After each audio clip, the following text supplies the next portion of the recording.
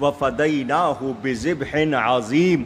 تو یہ ابتدا ہے، وہاں کربلا میں دیکھیں تو اسی معنی یہ ذبح عظیم کہ بیٹا قربان ہوا ہے۔ تو ہمیں سبق حاصل کرنا چاہیے، ہم روح قربانی کو نہیں سمجھتے، ہمیں سمجھنا چاہیے گوشت کی نیت سے اگر کوئی قربانی کرے تو قربانی تو ہوتی ہی نہیں ہے کہ جی اتنا گوشت مل جائے گا، نا گوشت مل جائے گا لیکن گوشت کی نیت سے قربانی نہیں کرنی، قربانی اللہ کا قرب حاصل کرنے کی نیت سے کرنی ہے کہ اللہ کی نزدیکی مل جائے، اس کا قرب مل جائے، اس کی رضا مل جائے۔ تو ہمیں خوش دلی سے قربانی کرنی ہے۔ اندازہ کیجئے حضرت ابراہیم کو آگ میں ڈالا گیا، اللہ نے ان کو بچا لیا۔ حضرت اسماعیل پر چھری چلی، اللہ نے بچا لیا۔ کہنے والے کہتے ہیں حضرت ابراہیم نے چھری سے پوچھا، میں نے تجھے بیٹے کی گردن پر چلایا تھا، تو نے کاٹا کیوں نہیں؟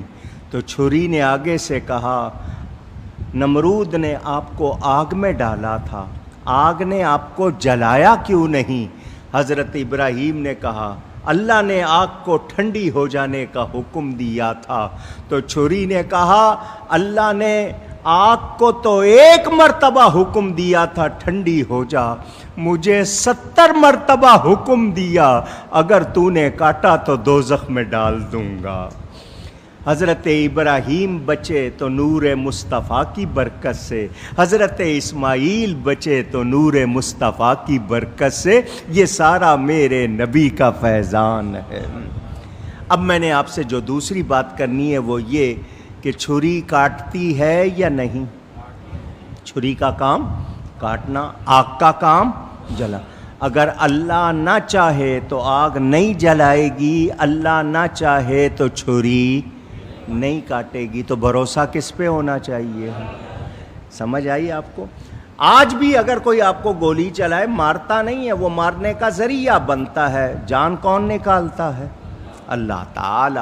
میرے دوستوں اور بزرگوں، بھروسہ اللہ کی ذات پر ہونا چاہیے۔ ہم اسباب اختیار کریں، تدابیر اختیار کریں، مگر بھروسہ کس پر ہو؟ اونچی۔ اور ہمارا بھروسہ تو ہو گیا کافروں پر، فلانا ملک مدد کرے گا تو بچیں گے، فلانا ملک نہیں کرے گا تو نہیں بچیں گے، حالانکہ وعدہ کس کا ہے؟ تو اللہ پہ بھروسہ کیوں نہیں ہے؟ یہ ہم نے غیروں سے کیوں اپنی امیدیں وابستہ کر لی ہیں؟ ہمیں سوچنا چاہیے۔ آج میں اور آپ قربانی کریں گے تو ہم قربانی کی روح کو سمجھیں، اور حضرت ابراہیم اور حضرت اسماعیل کی یہ مکالمے کو سامنے رکھ کر دیکھیں ہمارا کیا حال ہے، ہماری کیا حالت ہے۔ حضور اکرم صلی اللہ علیہ وسلم کا فرمان بخاری شریف میں، حضرت براء بن عازب رضی اللہ تعالی عنہ راوی ہیں، نبی کریم صلی اللہ علیہ وسلم نے فرمایا، آج کے دن ہم سب سے پہلے جو کام کریں گے وہ ہے نماز۔ وہ کیا ہے؟ ذرا اونچی، ناراض نہ ہوں، ایک مرتبہ اور کہیں۔ ہم نے اس کو بھی بھلا دیا۔ بہت سے لوگ آئے ہوں گے نماز پڑھنے عید کی، میں پوچھوں کیا فجر پڑھی تھی؟